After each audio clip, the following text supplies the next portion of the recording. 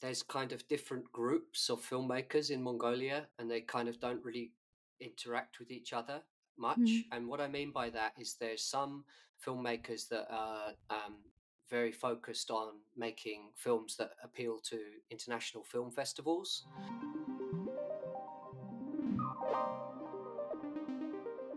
Hello, this is Modern Mongolia. I'm your host, Donna. Here I candidly talk about Mongolian life, culture, art, and share lived experiences. Welcome aboard.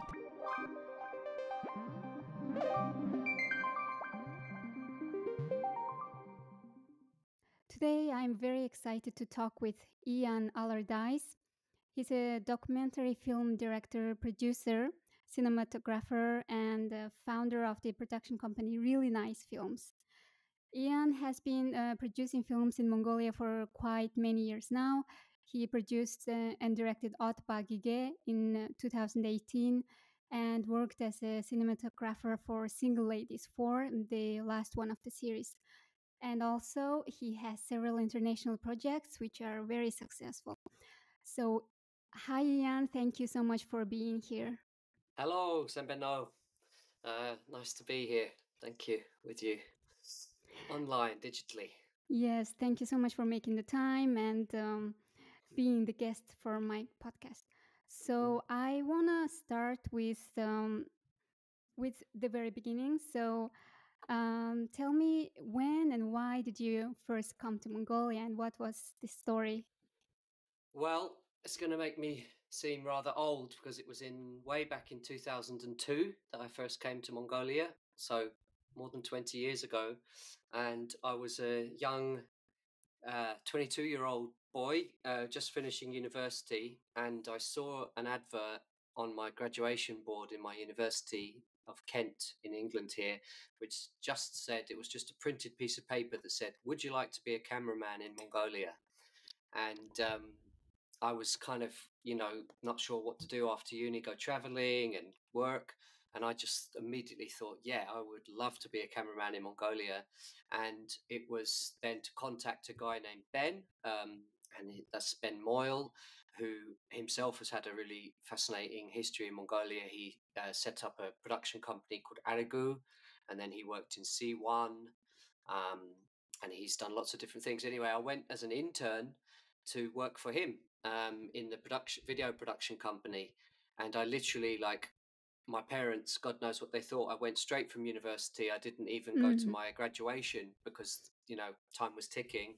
And it was May 2002, and originally I was going to stay for like 3 months, like a summer kind of thing. And then at the end of that 3 months, cool things kept happening, and I ended up staying more than 3 years. So, Wow. and it was really a fascinating time. I think I was very lucky, and I really feel blessed to have been in Mongolia at that exact moment in time. And I know a lot of your podcast and how things are today is so different to then. And of course, 2003, 2004 was just this moment when the economy was just coming out of that really tough time of the 90s, which a lot of my friends and my family, my Mongolian family, of course, I met my wife during those 3 years.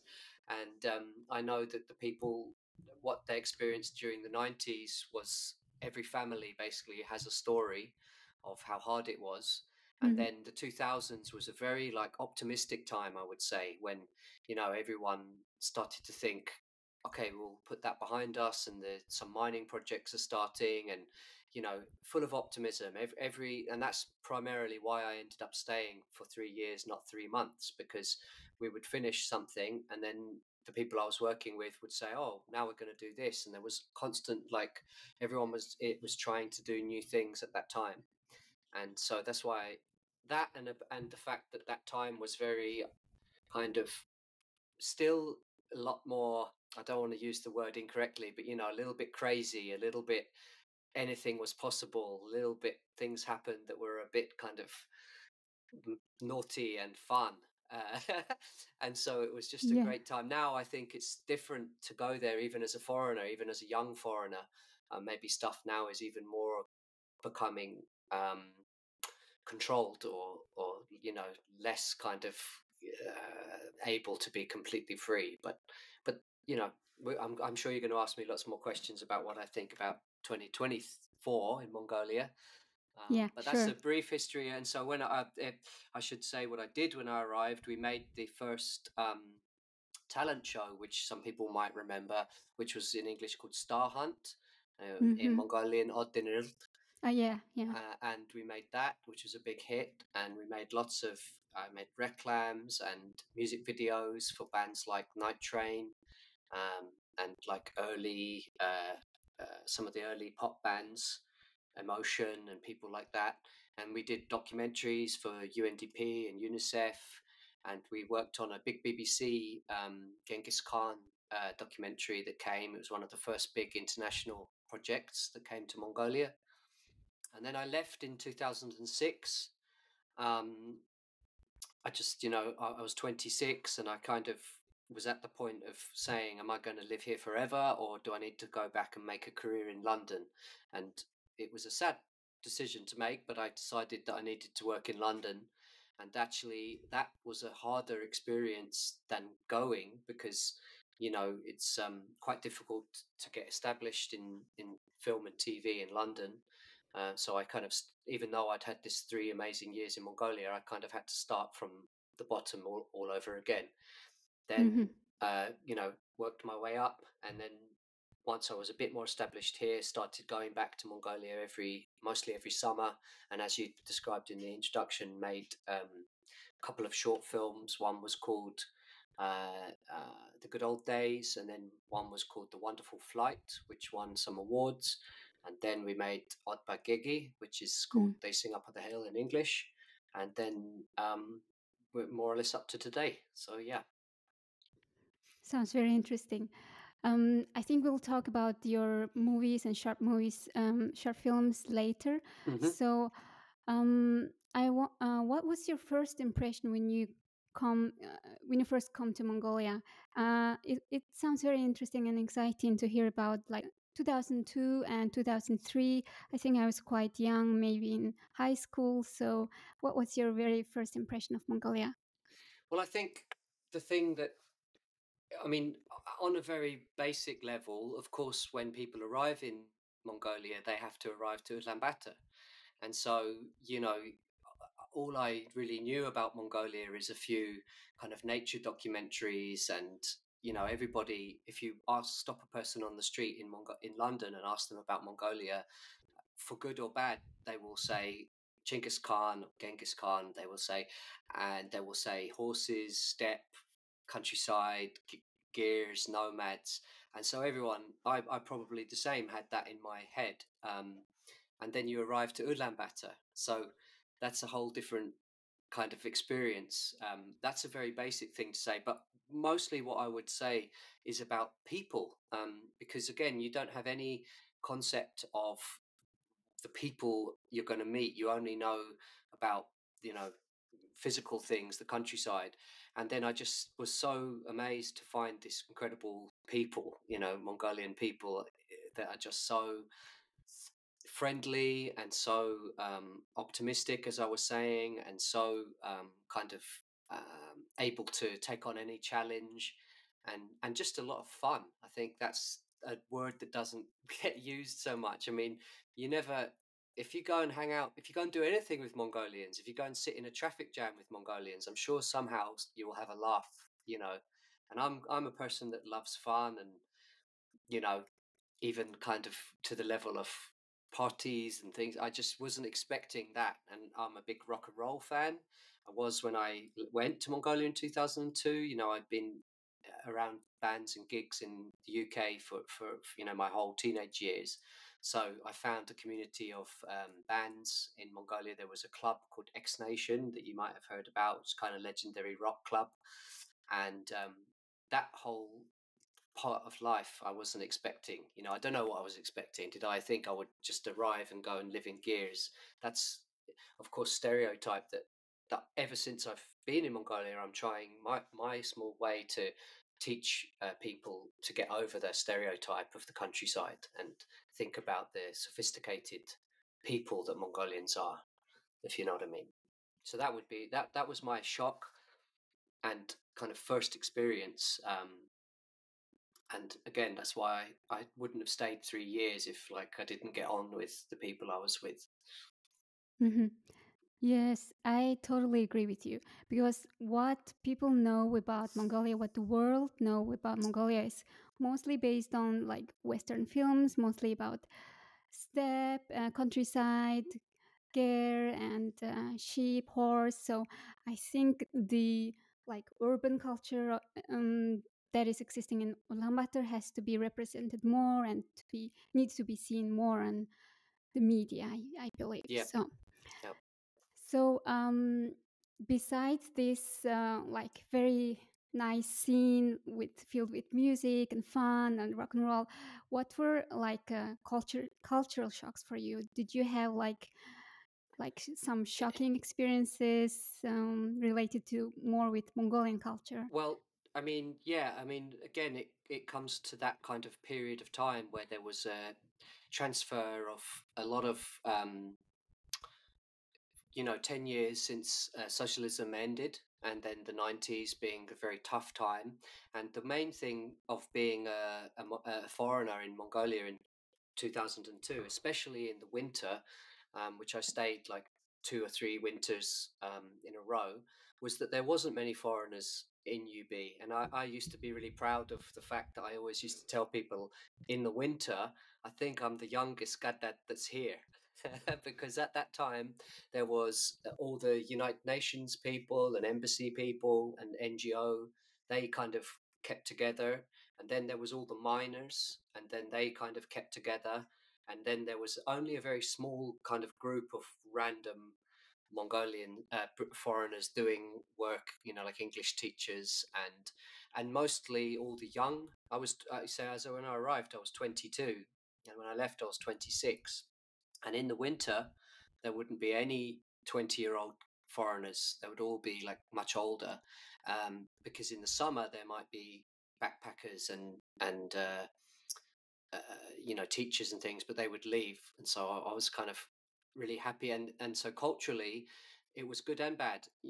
Back in those days you would literally like walk on the street, and young kids would like look at watch you go past, and I think they could guess. Of course, Russians had been in Mongolia, but there wasn't so many Russians then, and they kind of knew you weren't Russian if unless they thought you were Russian, but they would look at you, and also Mongolians, of course, were that time coming to grips with the identity of being a Mongolian, because you had 200 years under Manchu period, and then 70 years under socialism, and then the 90s when the economy was really in a bad situation. And so Mongolians were kind of right at that moment thinking, we're Mongolian, we don't need to go back into this period where foreigners are involved in we should do it ourselves. And so there was a lot of nationalism, which is still around now, but there was actually like, go away, get that, we don't need you, kind of, when you would be out sometimes in evenings, and which was all fine because you could kind of understand it, and also to do with, of course, alcoholism problems, which were more common then. I think again that's improved today, but generally it was Mongolians. I think it was like two sides of the same coin: the optimism of we are now Mongolian, we can do our own thing, but then maybe some people that were still having a very hard situation were kind of angry about like how things are, and they maybe could blame to foreign people. Mm. So I did experience some of that. But the point is in the difference of today, that now any any foreigner got that walking down the street in Ulaanbaatar, the young kids won't even look twice. There's so many people visit, of course, during summertime and also for work, and there's so many services, and global. Mongolia has become so global. Again, Mongolian young people are so sophisticated with the internet. They have all their own scenes, hip hop scene or rock scene, and their own identity, and so they don't. Foreign people walking down the street in UB is just no big deal now, but in 2002 it kind of was still. I Um, totally understand. Yes. yeah, Yeah. And so after you went back to London, after how many years did you went back to Uh, Mongolia? when I first went home to London, there was a bit of gap just because I was really concentrating on trying to work in London, and financially I was kind of, in TV and film in UK, you get paid not that great at the beginning, in your junior positions, and then it builds up obviously as you get older. So I think I didn't go back really until maybe 2010 or 11, um, and then 2012. That was when I made the short film with my good friend Amga Batamglan. And then since then, I think I've been almost every year. And then I should add that in 2014 and 15, I lived in Mongolia again for 2 years. And I worked for this sports channel called SPS, which was, I mean, I like sport, but it's not my main passion. And it was a job to go back for family reasons. And we set up the channel, which had Premier League and Champions League and UFC and NBA. Um, and that time I made some short films as well while I was doing that job.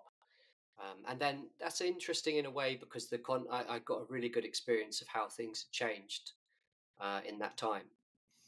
Um, so the way I like to describe how things have changed is everything's the same, but there's more of everything. Mm-hmm. By I that, I mean that like some way that Mongolians are is still same, but they just have more everything, more money, more buildings, more cars. mm-hmm. But they didn't mean that the way people do things necessarily changed much. That's really nice. Mm-hmm. Yeah. I think the most change happened to Ulaanbaatar maybe, and I think Mm. now it's crazy Yeah. city. So, can you share a memorable experience from your early days in Mongolian TV industry where you worked on the Oddiin Ereld? Yeah, well, it was a big hit because there had been a show in the UK called Pop Idol, which eventually kind of turned into something called X Factor, and now is kind of Britain's Got Talent, America's Got Talent. That all comes back to the first talent show, which was called Pop Idol, and it launched some quite famous artists. And we literally, because again in Mongolia, we could do whatever we wanted. You don't have to worry about copyright and things like this. We literally just bought the DVD and then watched it. I mean, the British version, watched it, and then based the whole structure of every episode exactly. We just exactly remade it, and it was incredible. We went to Dachang and Erdenet and a few other cities, and we put it on Mongol National Channel, and the people working there were still some of the senior people were of course had been working back in socialist times, and they hadn't seen anything like this before with like real young people in it for it, and they couldn't understand, like it was quite rough and raw, they thought TV shouldn't really be about regular people. And we had like boyfriends and girlfriends kissed each other, and they said you can't put the kiss on the TV. And we were like, what, don't 17-year-olds kiss each other in Mongolia?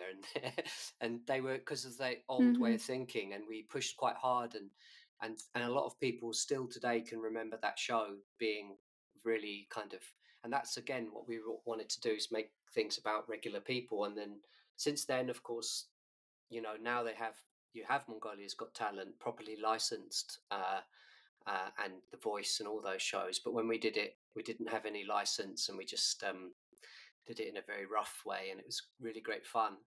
Mm-hmm. And I still see some of those people these days. There's a Solongo is a singer. She's a jazz singer. She was in that Oh episode. yes, yes. Yeah, she was in that episode series. But I was going to tell you a funny story that didn't actually relate to the show. But in talking of cultural things, when I first arrived, I stayed in an apartment in Bayanzuk, and it was quite, area without anything much going on then. And I used to walk every day to the studio, and I come in every morning and say to my colleagues, is there like a temple or a church or something around there? I can't work it out, because every morning I'm lying in my bed and I hear this like chanting and singing, and they all say to me like, no, there's no temple in Bayanzuk. There's nothing.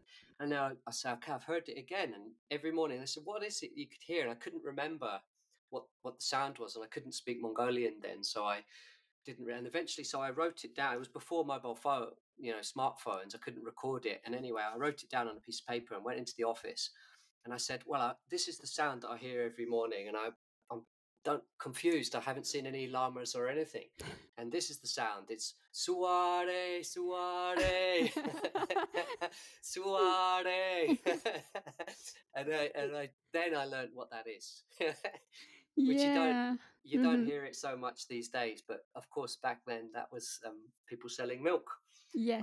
fresh milk from the countryside, and I probably was too scared to go and buy the milk. But now actually I would buy it because I believe a lot about microbes, and fresh dairy products is so good for you. So yeah, That's so funny. yeah. I And remember Suaware and also Shilawan. Have you heard oh yeah, bring Shilawan? your glass, bring your Yes. bottles out. Exactly. Yeah. Yeah, yeah. Yeah. It's kind of I guess it's sad in a way that those things people do still sell the raw milk, right? In UB? Yeah, yeah. Yeah, yeah, Definitely. exactly. Yeah. So,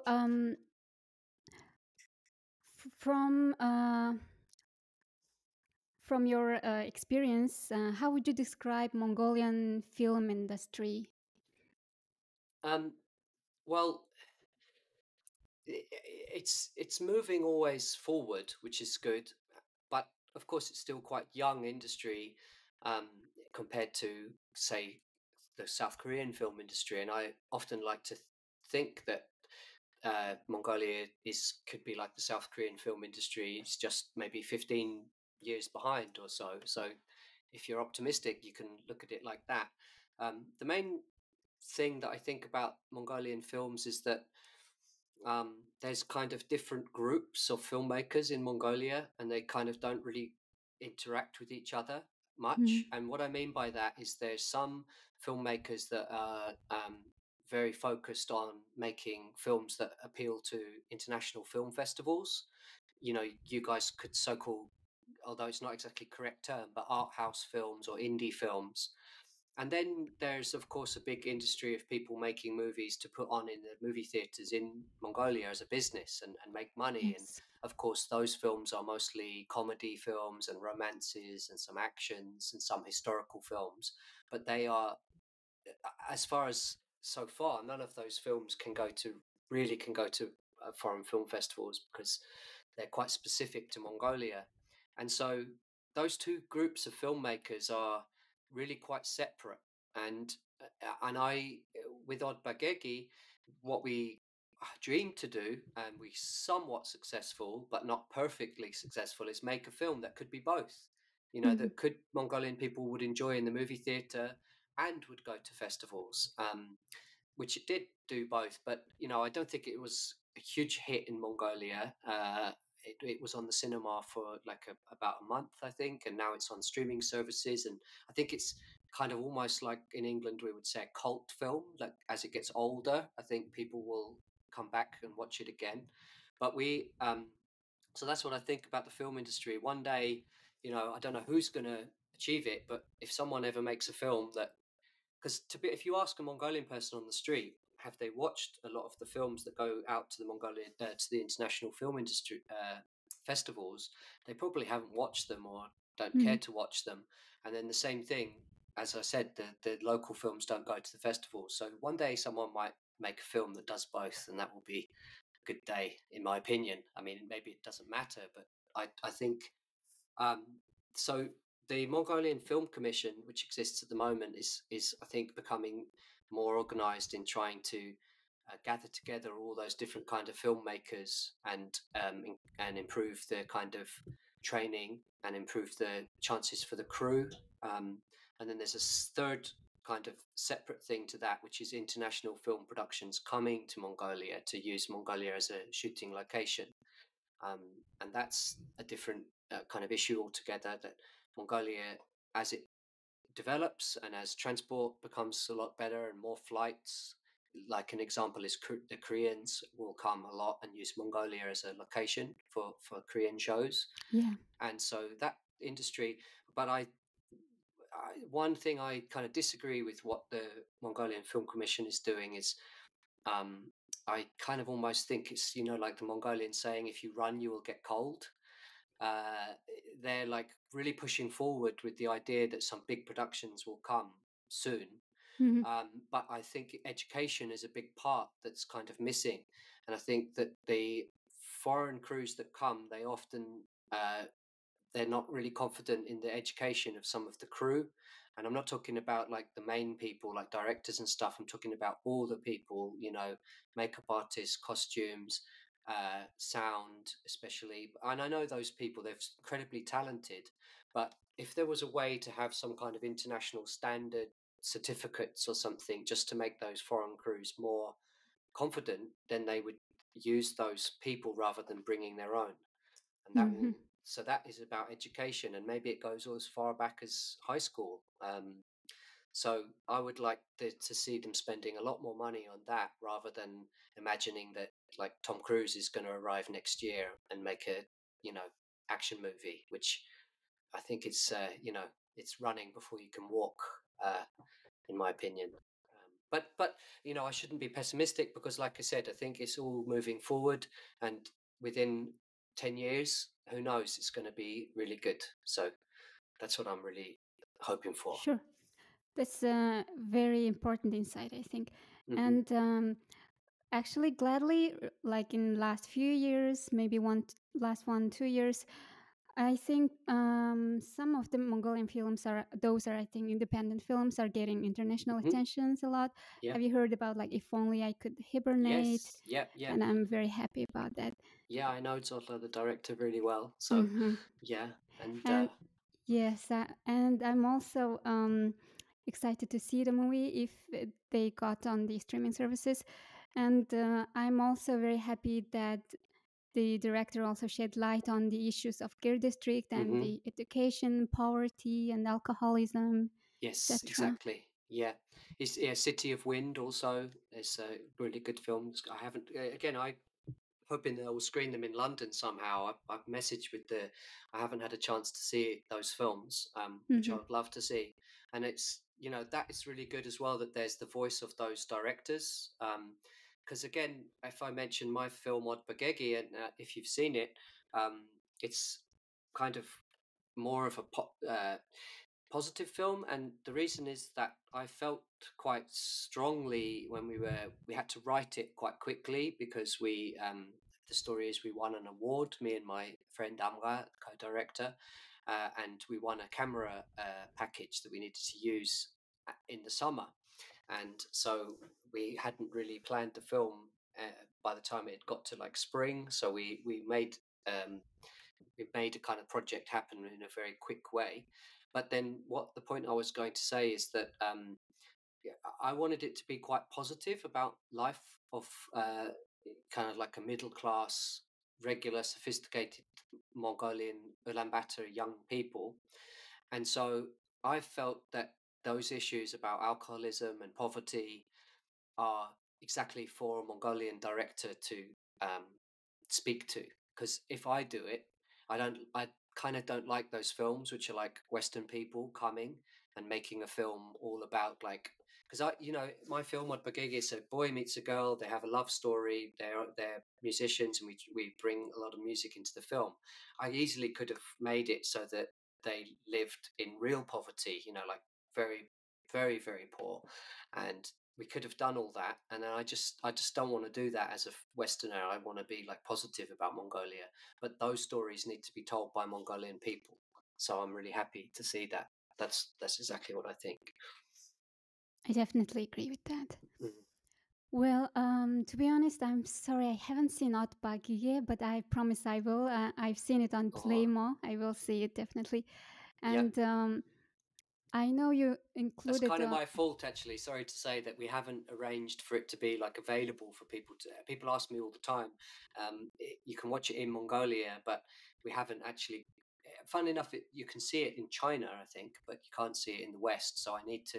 It's actually a 5-year anniversary this year, so I want to really make sure that it's, whether it's on Amazon or Vimeo, or I want to make sure that people can watch it. So it's my fault you haven't seen it, but I can That send you would a be link. cool. Yeah. And I was meaning to ask you, like, but you already answered it. Like, you wanted to do more positive film, and my question was, what inspired you to make this movie? Like, where did you get the idea about for the Outback? Well, the simple answer is music, because I really wanted to make a film that incorporated a lot of Mongolian music. I mean, going back to 2002, as I said, I was really good friends with the band Night Train, um, and I made one of their clips, the song Zodlun. Yeah. Yeah, so that is one of like kind of legendary clips. Yes. And ever since then, even with those guys, I was imagining how can we make a film with a lot of Mongolian music in it. And actually, the band Nisvanis, um, I had an original idea. His story, Amra's story, of Nisvanis is similar in a way to Odbagegi, but because he learned the motorhome first, and he went to music college and then got into rock and roll. So that was really the kind of genesis of the film, was just to have a film with music in it. And then we were very lucky to meet with Magnolian Dolgan, and then we met with Eminem and Norman. Mm-hmm. And kind of, like I said, we had to move quite fast with our film. Most films are made with like 2 years, maybe 3 years developing a script, and it takes a very long time. But we kind of made the project come about based around those two characters. So once we knew we were going to work with them, we created the script that worked for their kind of. I wouldn't say they're playing themselves, but they almost are, if you know what I mean. Mm-hmm.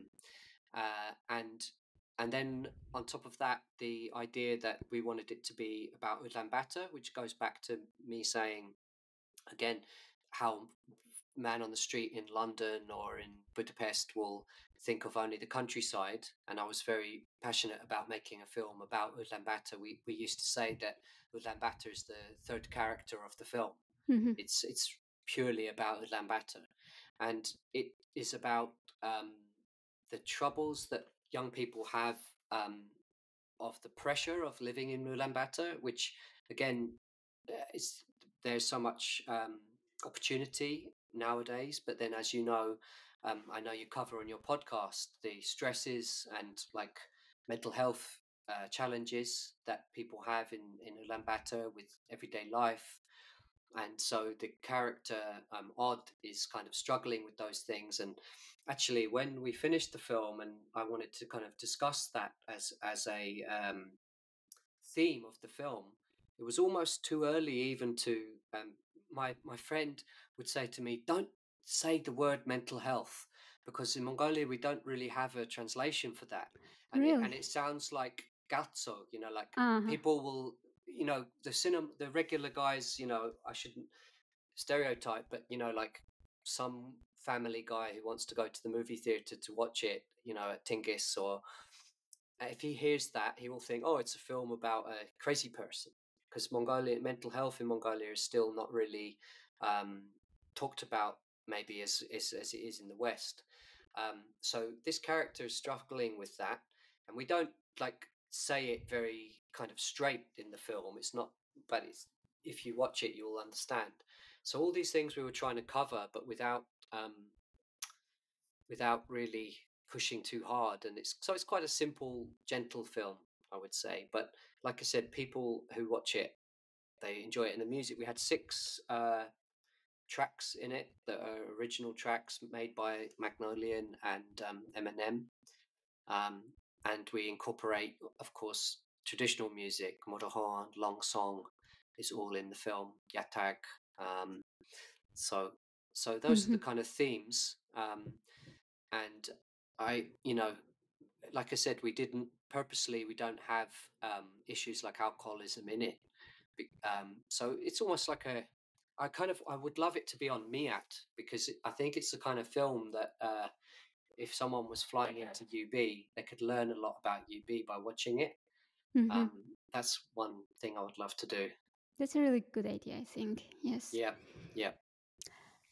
And I also watched your short films, and I really liked the Wonderful Flight. Oh, It cool. was Thank really, you. really nice Yeah, one. yeah, yeah. That was a nice kind of personal, fun project that we made just over weekends, and we didn't have any proper funding or anything. We just did it like as a with those young actors were really great. And then we won some awards with that, and that's how comes Gegee came out. We won an award which came with a Panavision camera. It was 1 month to use Panavision cinema cameras, which Hmm. normally would cost you, a lot of money. And so from that we made Gegee. So I'm glad those are easy to watch. They're on YouTube. Hmm. Yep. Again, about the film industry in Mongolia, what do you think are the challenges and also the potentials of the industry in Mongolia? I think the potentials is, of course, locations. If you talk about it in a business sense, not the actual Mongolian films, but just the industry to be used as locations for uh, other countries' films. And people often only think that Mongolia should be advertising itself to make like historical films, like 13th century films. But actually, you can shoot in like Huft, and it could be like a Afghanistan or something, or you could even shoot science fiction films that can be, on Mars or on a planet, Star Wars or something. You could shoot in Mongolia, or you can shoot in Mongolia, maybe some places to look like Russia, because you can't shoot in Russia at the moment because of, as you know, the wars going on. And I know you can make Ulaanbaatar look like North Korea. So the Mongolian films themselves, of course, are important, and I hope that one day a really, really great Genghis Khan film gets made, the whole Temujin story, because I still think that no one really made the perfect Temujin Genghis Khan movie. But on the business side, just as a location, that needs to really be pushed. But the independent films, um, for festivals, like you said, I think it's really starting now. I Wish I Could Hibernate and City of Wind, and I know lots of friends, filmmakers who have projects there, trying to get going. Of course, it's always hard to get finance for films. A lot of people um, don't really understand the process of making a film, how long it takes to make one single film. It's literally at least 3 or 4 years from the moment that the filmmaker, the director, has the idea, to the end. And so those filmmakers, they have to know about applying to all the different international funds that there are, and then they can maybe find money in Mongolia, and I think all of those supports are getting a lot better. But I always used to also say that Mongolian directors, because the community is quite small, Hmm. I think sometimes in the past, the directors were all quite competitive with each other, which used to mean that people didn't used to like share knowledge about, you can go to this fund or you can go to that fund. But now I think that's changing, that all the directors know each other and they all know, and I think that they should be I always used to say to my friends, I said, if another Mongolian director makes a really great film, you shouldn't be jealous or envious, you should be happy, because the more great films there are, the more there's going to be like focus on Mongolia, and the more you will raise money. So if in 1 year 2 or 3 films come out all at the same time, they're all great, the Western journalists will start calling it like Mongolian wave, and there will be a lot more focus. If there's just one great film and then a big gap and then another great film, and this has happened in certain countries in the past, like Iran or Iceland, or of course, I've mentioned South Korea several times. So I would say that what I want to happen in Mongolia is that the filmmakers are all like, close to one another and help each other, and don't see that another filmmaker who's doing something is your competitor. They're your team. You know what I mean? Absolutely. Yeah. Yes. you Mongolians are too few to bloody each other's noses. Yes, I that's our always, problem. yeah, yeah. Okay. What is your favorite Mongolian movie? I had to think quite a long time, and I went for Cave of the Yellow Dog, Mm-hmm. which is a combination of documentary and my favorite genre of film in the UK is, we call it social realism. Mm-hmm. And so British directors like Shane Meadows and Lynn Ramsey, and these are kind of films that like are almost documentary but are dramas with actors. And The Cave of the Yellow Dog was that type of film. It was the second film of Dava Bimberson, who Mm-hmm. made Weeping Camel, and Weeping Camel is a documentary, but Cave of the Yellow Dog is a drama, and it's just a lovely film. And kind of after that, it's very strange because it had a lot of success internationally, and then there wasn't any other similar film that followed it, which is what I Mm. was just saying about how we need like a Mongolian wave. Um, and then the next kind of film that you could say was similar is The Eagle Huntress, which is I have a lot of problems with. Is not, you know, some of the it did a lot of great things for Mongolian tourism industry, of course.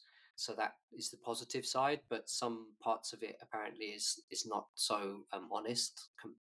And this is why you know, I think Mongolians should make films for their voice, and Westerners should make different type of film, in my opinion. But I love Cave the Yellow Dog. I remember seeing it at the cinema with my sister, and I think she was almost in tears watching it. And so that's probably my favorite Mongolian film. I need to rewatch it. I haven't watched it for a very long time. Um, Yes, same. I will also rewatch it again. yeah, Yeah, yeah. But definitely. again, but in a way, that's what, again, it's a very rural film, and you know, my future projects, I do plan to make films that are in the countryside. But this is again goes to about Oddiin is about UB specifically. It's like you could do if you did a double for a foreign audience, you could play Cave of the Yellow Dog and Mm. Oddiin, and it would be like two sides of the same. You know, a double bill would be perfect. That's a really good suggestion. Yeah. So, what are you currently excited about working on? Like, tell us about your future projects. Well, I'm trying to, at the moment, I'm working on I want to make a documentary project about Nadam, about the horse racing, specifically about the jockeys, the child jockeys. Mm-hmm. And last summer I was in UB and I filmed kind of a example. Um,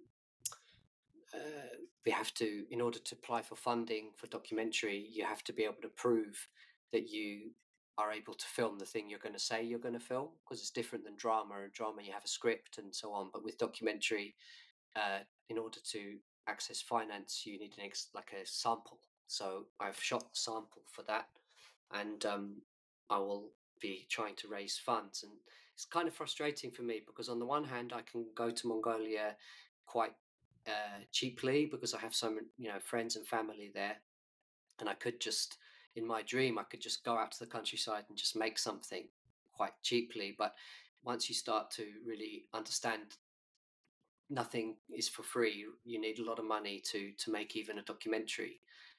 So you have to raise that through funding partners. Um, you know, you need to pay all the contributors that are going to be in the film. You know, there's going to be a lot of crew even to make a documentary, drivers, and before you know it, you do spend quite a lot. So I'm working on that, and then I'm also working on a script which is again about horse racing, but a drama about horse racing, um, which would potentially be filmed in Mongolia and in the UK. It's kind of a film based in both countries. Mm-hmm. So that's again like a long project to write that. And I'm also working on a TV series about kind of, it's called Brave, which is about amazing things that children do all around the world. And Mongolia would just be one episode of that series. Nadam would be one episode. Um, so it's, yeah, every year I try and go, but I also have my business here, and it's quite difficult to juggle two things. Like I said, you can't really, when you have a film project, you have to, all the filmmakers that working anywhere in the world, you just have to keep going, and everything takes a long time, and not each little step. You come up with an idea, write it, make the sample, apply to, I probably apply to 4 or 5 things and get rejected from a bunch of them, and then hopefully get accepted by one, and then so hopefully this summer is of course election year, which is always not such a great year to film because everyone's very busy. So I'm crossing my finger to film a documentary next summer, 2025. So this summer I might go just for family reason, or do some small project as well. I'm also making a film about Tam dance at the moment, just a short documentary, like a 10-minute documentary for the internet, for Nowness or BBC, about this artist who makes the masks for Tam dance. So it's just a small project. Yeah. And last December I worked on the Mongol Khan show documentary as a DOP, as a cinematographer, not the director. But that will be released, I think, in May or so, I think. Yes, last December, Mongol Khan was quite became a phenomenon in London, I think. Yes, yeah, it did. Yeah, I wasn't I too think they involved. did good. Yeah, there was a good commercial reclam Yes. for Mongolia, for sure. It was very popular in London, and now I think they're planning to make it tour all around the world. So let's see. But I don't know so much about the theatre side of it. Just that they made a documentary about the making of the film, making of the play. Yep. Yep. I want to talk about music in Mongolia because you did the legendary music video for the Dotlung and also other bands. So, what is your favorite rock bands or just bands in Mongolia? Night Train, for sure. Yeah. I mean, of course, Lemons were a little bit after my time when Lemons became so huge, but I think that, in my opinion, Night Train is like Radiohead and Lemons is like Coldplay. Exactly. Yeah, it's like the Thinking Man's band is. I mean, they're both great bands, but just because I'm friends with them and I just loved their first album. In fact, I was just listening to it just the other day. And I kind of have this dream that I could get them to come to London, Night Train, which is because they were not active for quite a lot of years, but now they're active again. And I think the younger generation have discovered them, and they're becoming very popular in UB. So Night Train, of course, Nasvanis was great days. In those days, those guys, and Bolsara, which is a smaller I was band. waiting for Bolsara. Bolsara, A Sound, and Lemons, of course. And I'm also good friends with the singer Otko, who lives in the States now. And then Magnolian, of course, my good friend Dolgan. But, I just never get bored of going to Mongolia and discovering there's some new bands coming up. Like when the Colors arrived, they're incredible as well. And I went to Playtime last summer, and I was really impressed with. And I'm gonna say his name wrong. Davos. You know that guy, the guy who's yeah, he's a singer on his own, but he's got his kind of like rocky Colors style. I forgot. Sorry, but yeah, there's so many great bands. Yeah, exactly. Yeah. I wanted to share if have you seen the short films from John Sheepskin? Have you heard of them? No. Maybe I know the films. They are like young Mongolians. They're like a production team, I believe, and they're doing really good jobs. Like in terms of quality of the production, like everything is really good. And I just wanted to share you that there's this new young people are doing really nice things. Well, that's the thing. Like short film I think again they need to support short film more in Mongolia because it's you know you need not much money to make a short film, but you need some money. You know, there's always things that you need, even as simple as food and stuff. And a lot of all filmmakers, like any filmmaker you can think of, Christopher Nolan, Quentin Tarantino, started by making short films, and so every filmmaker in Mongolia should be able to make, at least one or two short films before they uh, and so yeah, I think that the like we were talking earlier about the Mongolian Film Commission and those guys, they need to support those short filmmakers. um, and then there's of course so many film festivals Hmm. for short films. Yeah. Okay, so well, I'm having really great time talking to you. So, Thanks. but this will be my last question for you. So, besides making movies, what is your favorite thing to do when you go to Mongolia?